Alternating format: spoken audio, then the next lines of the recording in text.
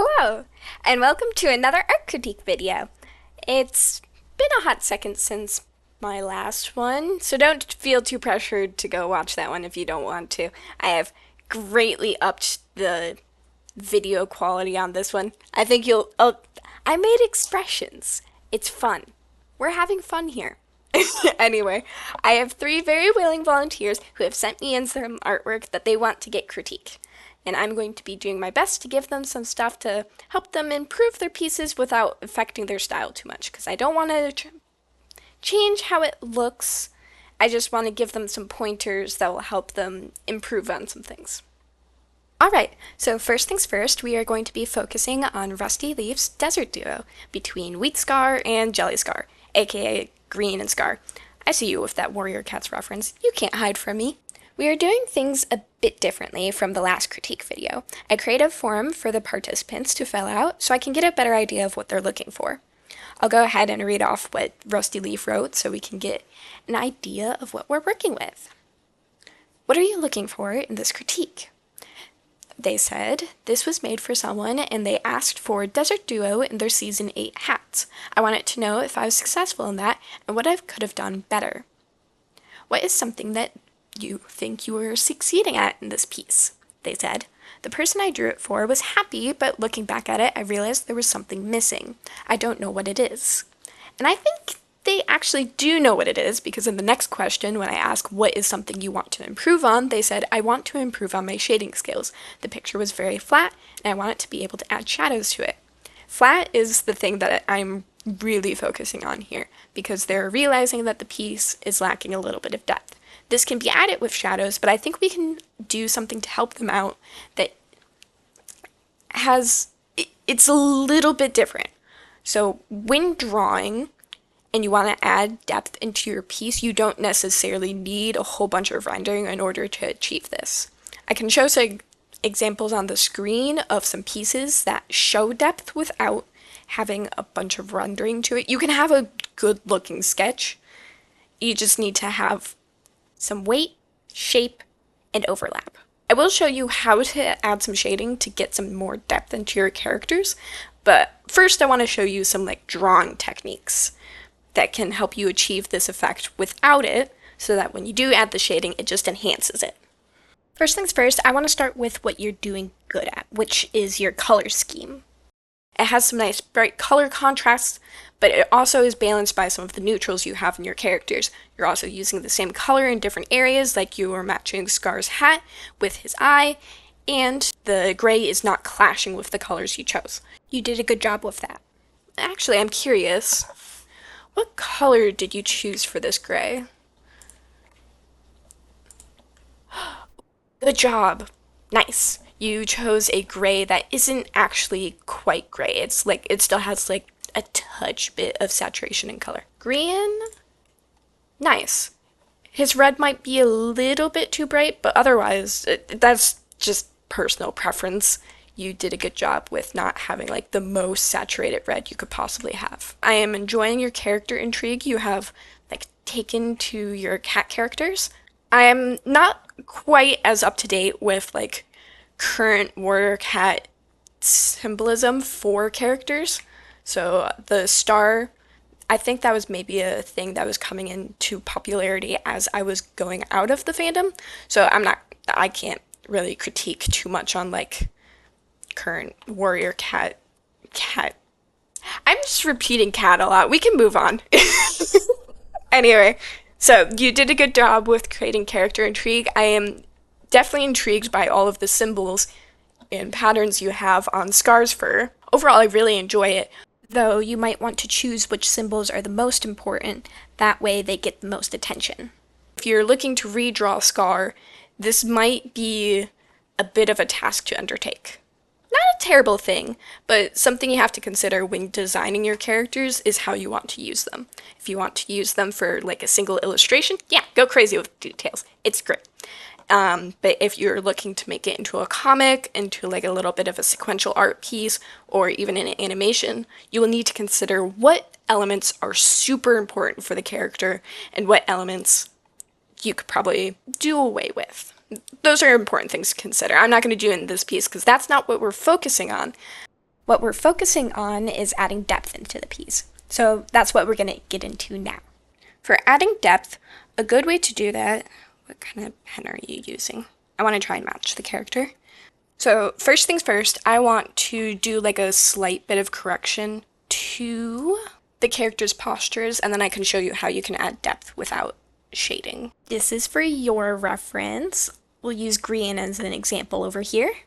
There are some different varieties for how cats sit, but overall, they don't really have shoulders.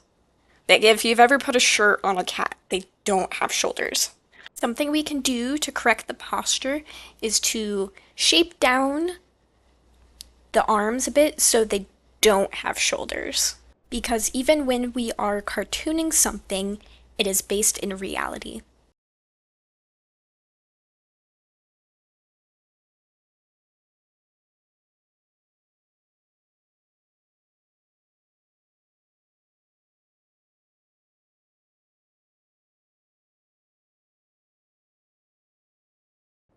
So the next thing I want to do in order to add like a little bit of depth to your character is to be able to see how the sweater is affecting the back, as in being able to see the body of the sweater, not just the arms.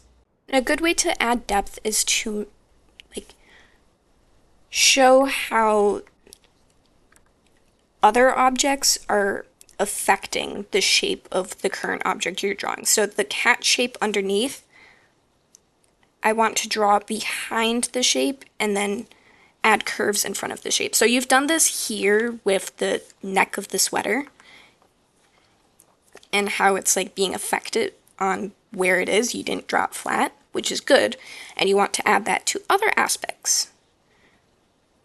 And you can also use that to influence how the shape of the character, like how they're positioned.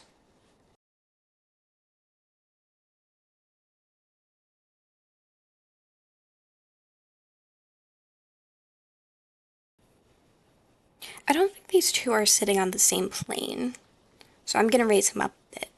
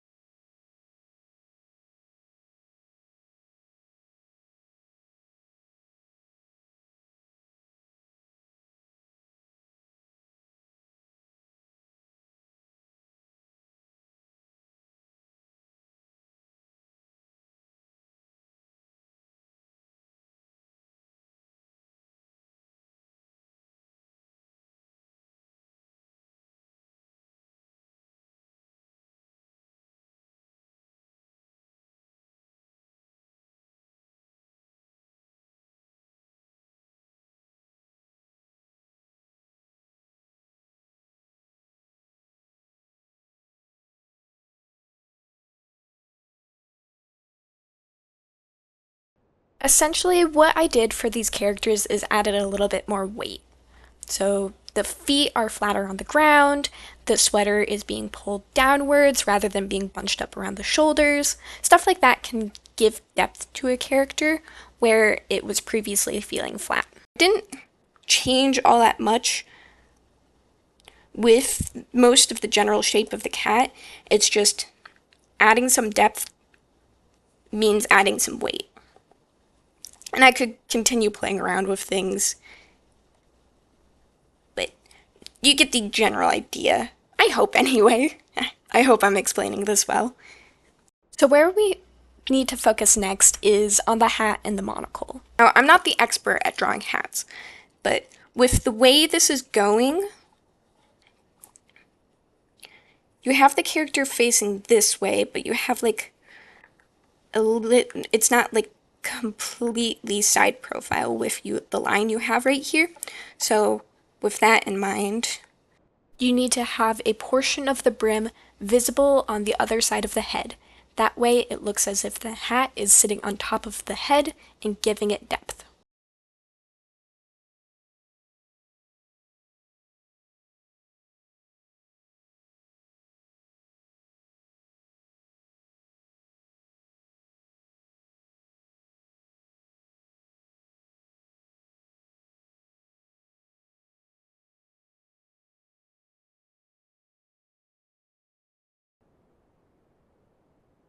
Right.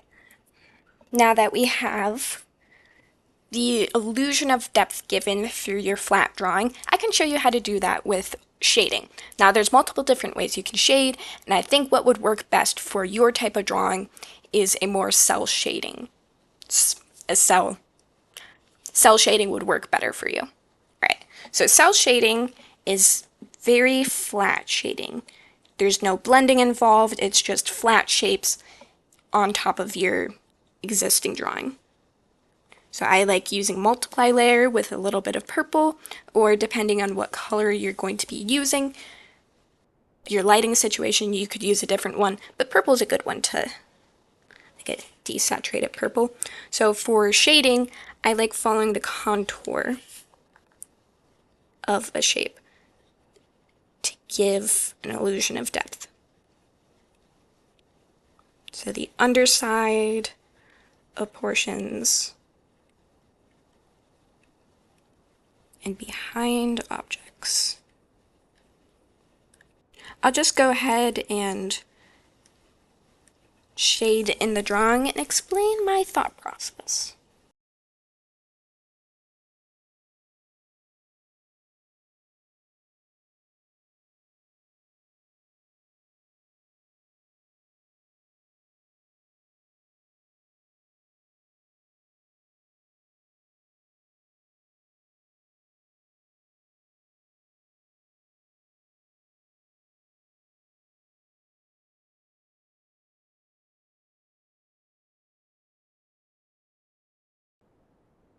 All right, I'll explain what I did.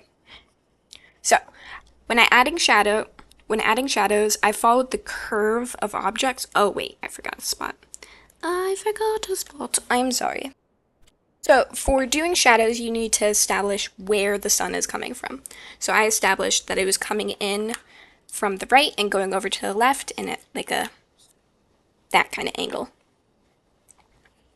So everywhere I have shadow is where that was needed. So underneath the tail right here, coming down, under here, off to the side here, here, areas where objects are covering other objects, stuff like that.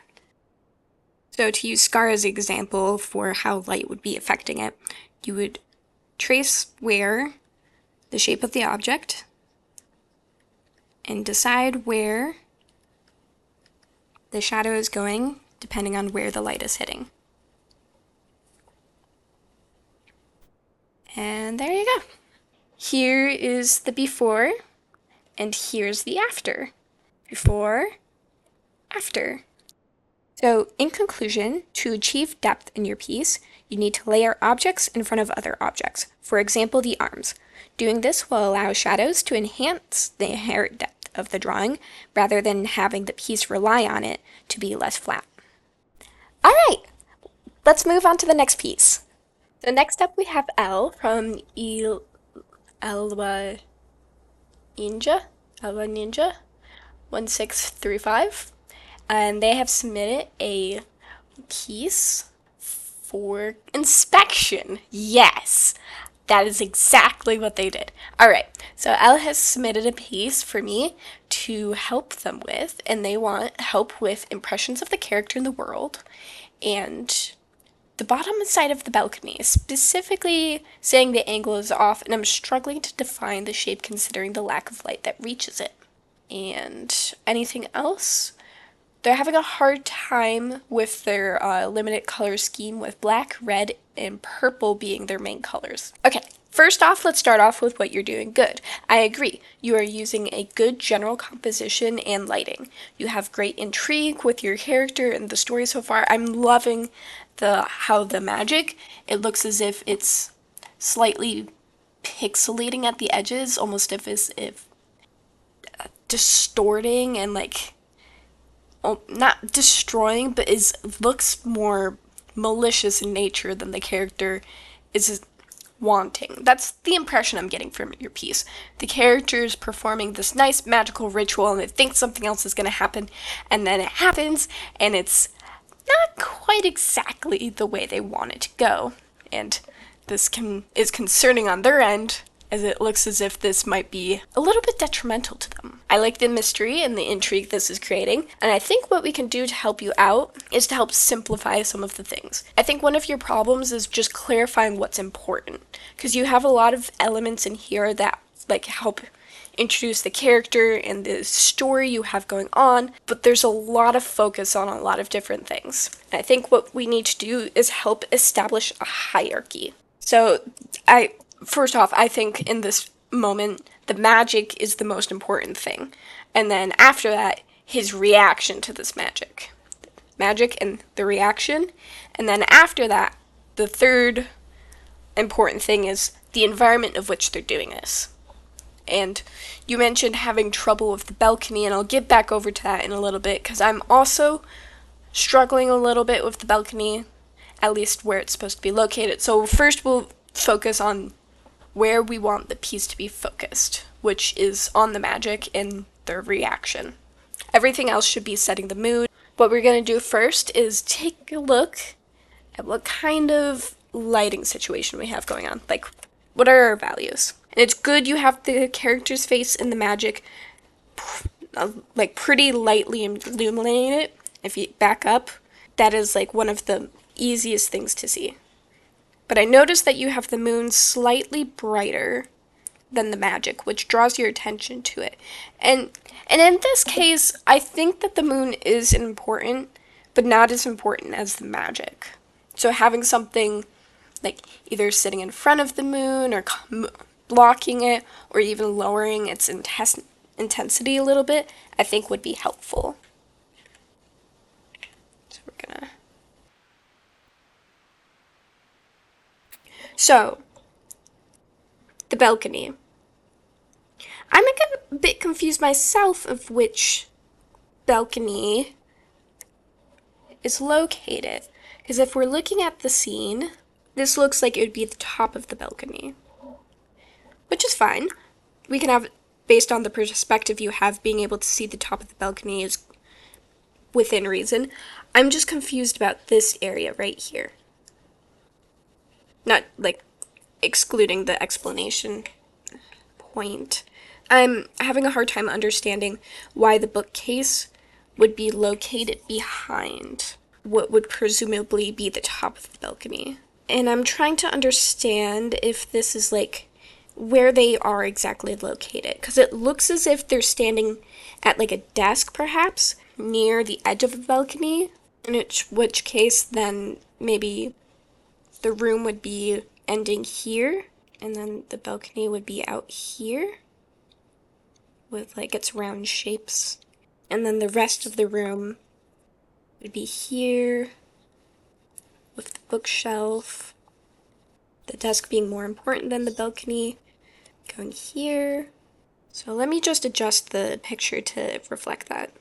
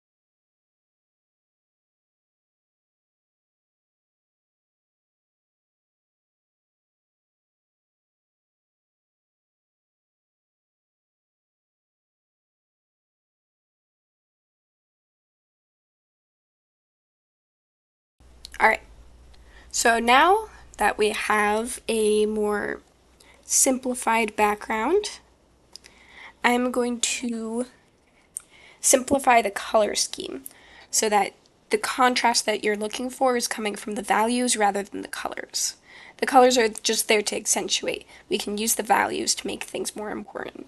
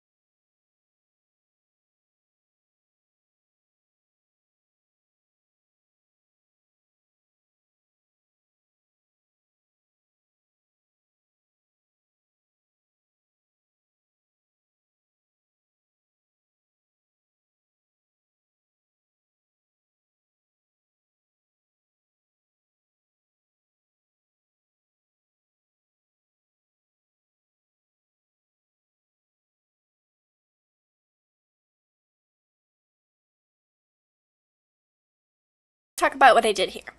So, here's the before, and here is the after. So what I essentially did was I changed the back lighting to be more of a reddish warm hue so that the magic that was being summoned would be more dramatic with its more cooler hue. And as for the balcony, I pushed out slightly so that you could see the bottom area extend over here with the top over here, and then the bookcases have them like sitting over here in the back to insinuate that maybe this is a more studyish area. I wasn't quite sure if he was supposed to be standing on the balcony or if the balcony was supposed to be further out, so I just pushed it out here. You can feel free to let me know if that's not the case. I also lowered the dramatics of the lighting over here to make it softer so that the magic had more punch to it, and I just punched up some of the contrast of the lighting. The real important thing is just making sure that things are balanced in terms of values. Even when you have a limited color scheme, don't be afraid to like push the darks and the lights of your color scheme so that you can still get that contrast, even if the color scheme itself doesn't inherently lend itself to having a complementary color in it. Right, and next up we have a submission by your friendly neighborhood bookworm.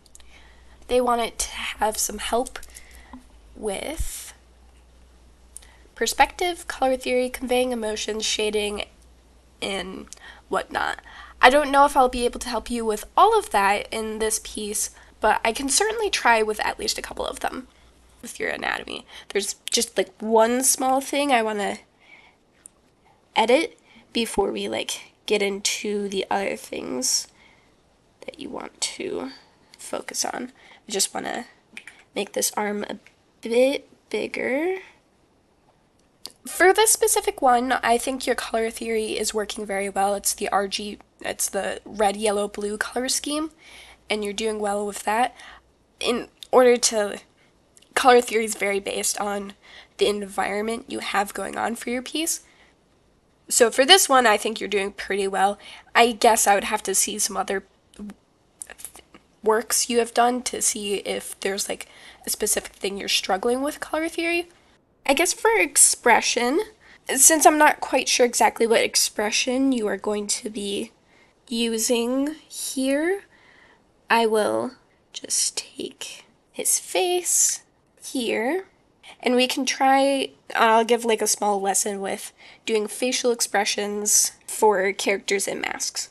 Characters like Spider-Man, it's very important to use body language as a way to convey emotion other than just with the face. But you can also do things with the face itself to convey emotion. If you want the character to be sad, you can squish up the cheeks a little bit, round it out. I have these two facial expressions, and this could either be surprised and excited, taken off guard. It just depends on the body language. Like, for example, if I want the character to be more sad looking, we can draw on the shoulders.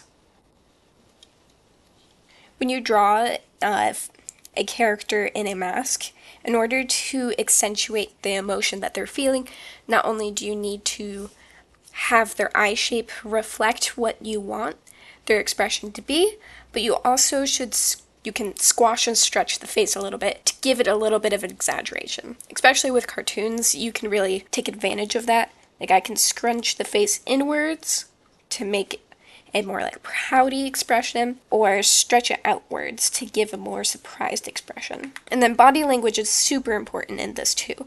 Having the character curl up small and make themselves seem small will give a vulnerable expression. And then even with a surprise, having the character curl up their shoulders inwards and up will just accentuate it. Acting with the body is just as important as acting with the head. With this, I don't feel like there's too much I can get into that wouldn't really be doing anything other than getting into your style, but I can give you guys a little tutorial on how to take pictures of your artwork in such a way so you can display them in its best light. Ideally, for taking pictures, you want to find you don't even need the best lighting setup. What you can do is find an area with natural light and make sure you are standing behind it so you aren't casting a shadow on your work. Now, you want to line up your camera in such a way where don't zoom in, just like your camera as is. Get it as straight on as possible and take a clear picture. And then most phones have some sort of editing within the app itself, so you can use that to crop inwards and adjust the balance so that the color of the paper is to your liking, and make sure the darks and the lights are all nicely balanced. And that's pretty much it. That's all I have for you. Thank you all so much for sending in your pieces. I greatly appreciate it, and I hope I helped you out in some. If you still have any questions for me, feel free to ask me in the comments section below. And if you want to see another video like this, just feel free to also let me know. It took me a tiny bit, but that's because I had to create a couple assets for it. Now that I have those created, it should be much quicker to create this kind of video. Alright, well, I'll see you guys in the next one. Bye!